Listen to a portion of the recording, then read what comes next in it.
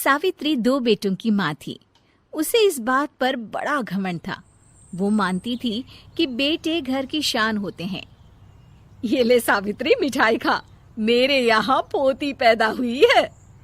ये सुनते ही सावित्री मुंह बना के कहती है, अरे तू तो लुट गई, बर्बाद हो गई, तेरे यहाँ लड़की पैदा हो गई। अरे तू ऐसा क्यों कह रही है? मैं तो बहुत खुश हूँ। अरे जब तेरी पोती के पीछे तुझे खर्चे पर खर्चे करने पड़ेंगे ना, तब ये तेरी सारी खुशी गम में बदल जाएगी। पहले लड़की की पढ़ाई लिखाई का खर्चा, फिर उसकी शादी का खर्चा। अरे आजकल की शादियाँ कितनी महंगी हो गई है। गहने बनाओ, लाखों रुपए पानी की तरह बह जाते हैं। लड़कियाँ तो सिर्फ खर्चा करवाने के लिए ही पैदा होती हैं। इस तरह लड़कियों के प्रति अपने विचार व्यक्त करते हुए सावित्री ममता को लंबा चौड़ा भाषण देके चली जाती है। अब तो आप लोग इस कहानी में सावित्री देवी का पात्र अच्छी तरह समझ ही गए होंगे। कुछ समय बाद सावित्री की बड़ी बहू भी एक लड़की को जन्म देती है। फिर क्या था, सावित्री पूरा आसमान सर पर उठा लेती है।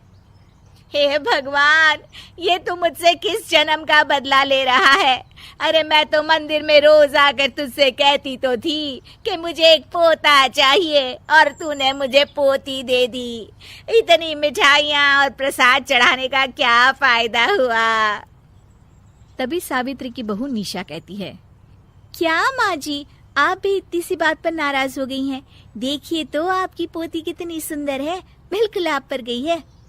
अरे चुप कर, तुझे 9 महीने इतने महंगे महंगे काजू बादाम फल फ्रूट खिलाने का फायदा क्या हुआ? मेरे तो सारे पैसे बर्बाद हो गए। ये सुन सावित्री का बड़ा बेटा अजय कहता है, माँ, तुम सिर्फ नाम के लिए 2020 में रहती हो। असल में तुम्हारा दिमाग सैकड़ों साल पुरानी सोच रखता है। आज के जमाने में लड़का और लड़की में कौन फर्क करता है? मैं तो बहुत खुश हूँ कि भगवान ने मुझे लक्ष्मी के रूप में बेटी दी है। लेकिन सावित्री पर अजय की बातों का कोई असर नहीं होता। नालायक, अपनी पत्नी की जबान बोल रहा है। मेरा बड़ा बेटा तो हाथ से गया।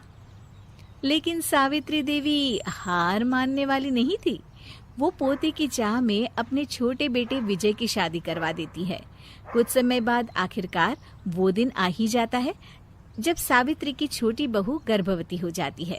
सावित्री इतनी खुश हो जाती है कि वो बच्चे के जन्म से पहले ही सारे मोहल्ले में ढिंढोरा पीटने लगती है। ये क्या सावित्री, तू तो पोते के जन्म से पहले ही मिठाई बांट रही है। पहले पोता पैदा तो होने दे, और फिर क्या पता अगर पोते की जगह पोती पैदा हो गई तो। ये सुन सावित्री चिढ़ जाती है। अरे अपनी काली जबान मत चला, मेरी मिठाई खा के मेरा ही बुरा सोच रही है। बड़ी आई, ला मेरी मिठाई वापस कर। देख लेना, इस बार मेरे यहाँ पोता पैदा होगा, पोता। लेकिन ठीक इसका उल्टा होता है। सावित्री की छोटी बहू भी एक लड़की को जन्म देती है। सावित्री फिर से रोना धोना शुरू कर देती है और अपनी छोटी बहू को कोसते हुए भला बुरा कहने लगती है। देखते ही देखते ये सावित्री की रोज की आदत हो जाती है। एक दिन उसकी इस आदत से परेशान होकर विजय अपने भाई अजय से कहता है, भैया, माँ खुद एक औरत होकर हमारी बेटियों को पसंद नहीं करती, उल्टा उन्हें रोज कोसती रहती है। मुझे माँ की यह आदत बिल्कुल पसंद नहीं आती। अरे तू ठीक कहता है, मैं भी अब माँ से तंग आ गया हूँ। अच्छा, तो अब तुम दोनों इस तरह पीठ पीछे मेरी बुराई भी करने लग गए हो? नहीं माँ, हम चाहते हैं कि घर में शांति बनी रहे। हमें हमारी बेटियाँ बहुत प्यारी है। मैं नहीं चाहता कि वह तुम्हारे ताने सुन सुन कर बड़ी हो, और इसीलिए हम दोनों ये घर छोड़कर चले जाएंगे। हाँ माँ, मैं भैया की बात से सहमत हूँ। जब तुम इस घर में अकेली रहोगी तब तुम्हें अपनों की कीमत का एहसास होगा।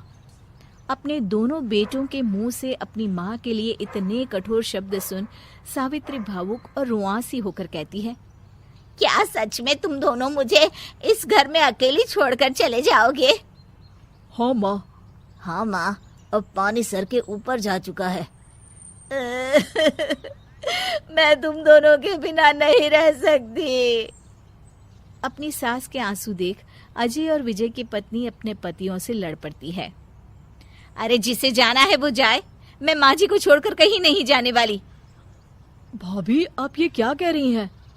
वही जो तुम सुन रहे हो, दीदी बिल्कुल सही कह रही है। हम बेटियों के संस्कार हमें सिखाते हैं कि सास माँ समान नहीं बल्कि माँ ही होती है और उस माँ की जिंदगी भर सेवा की जाती है। बेटे अपना फर्ज भूल सकते हैं, लेकिन बेटियां नहीं। आप दोनों शौक से जा सकते हैं। माँ जी, हम दोनों के रहते आपको किसी बात की फिक्र करने की जरूरत नहीं।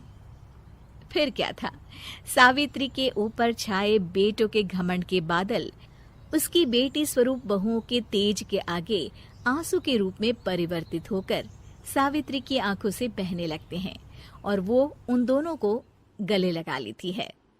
मैं जिंदगी भर बेटियों को कोसती रही, लेकिन आज तुम दोनों को देख मुझे समझ आ गया कि बड़े अभागे होते हैं वो लोग जिनके घर बेटियां नहीं होती।